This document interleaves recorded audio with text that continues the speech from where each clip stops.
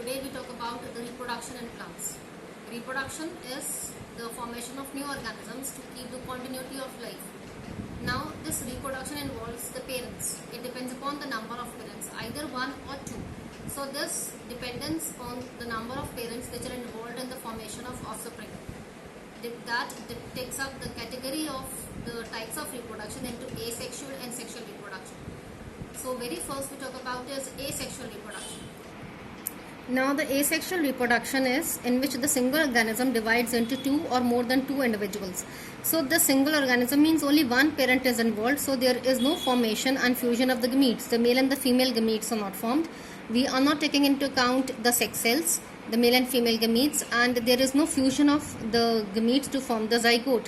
So the individuals which are formed, they are totally identical to the parent cell and also to one another, because there is formation of two or more than two individuals. And these genetically identical individuals are called as clones, which are formed in asexual reproduction. So asexual reproduction is the one in which only a single organism, the single parent is involved, and that divides into two or more offsprings and which are genetically identical to one another. Yes. Now we talk about the types of asexual reproduction. In the types of asexual reproduction, very first we talk about is binary fission. Binary means two and fission is division. So the parent cell divides into two daughter cells. This takes place in bacteria, algae and fungus. Now in the binary fission, we say that this individual, that is a parent cell, that divides over here, it feeds, there is more formation of nucleus. The parent cell enlarges and then this nucleus divides into two daughter nuclei, and then there is a division in the cytoplasm. The furrow division takes place and the two daughter cells are formed.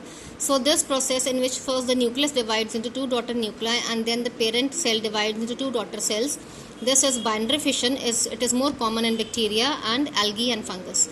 Next we come to budding. Budding is the one in which the parent cell is forming and it feeds and it forms an outgrowth. So the daughter individual cell which is formed, it arises from one part of the parent organism as a small bud-like outgrowth, and this bud-like outgrowth, it feeds, it may remain attached to the parent cell and form a new chain, or it may get detached from the parent cell and form a new individual. So this budding is more common in yeast. So the newly formed daughter cells, the newly formed daughter cells, they do not separate from the parent cell and they form long chains of this as such.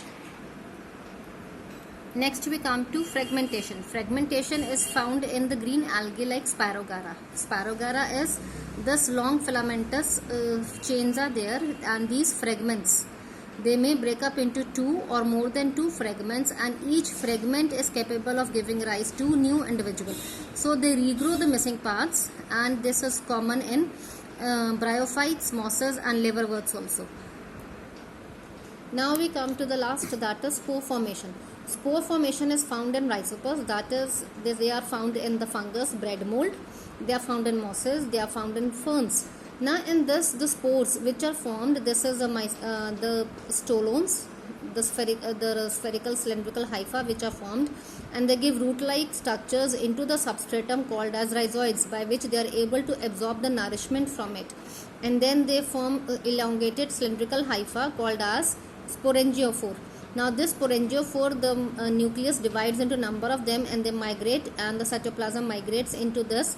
The tip of the sporangiophore swells up, they form a sporangium, and in the sporangium the spores are formed. So spores are very tiny, thick-walled, resistant asexual reproductive bodies, and they are formed under unfavorable conditions or as they are developed in the sporangium, and the sporangium, the mature spores are released when the sporangium will burst open, and as they will they are floating in the air and they are carried away with the air currents.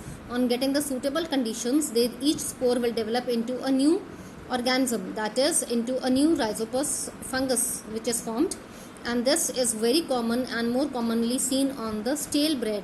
A whitish colored patch is formed, that is on the bread as it is kept in the moist conditions, and this patch of the fungus is seen over it, and that is the bread mold.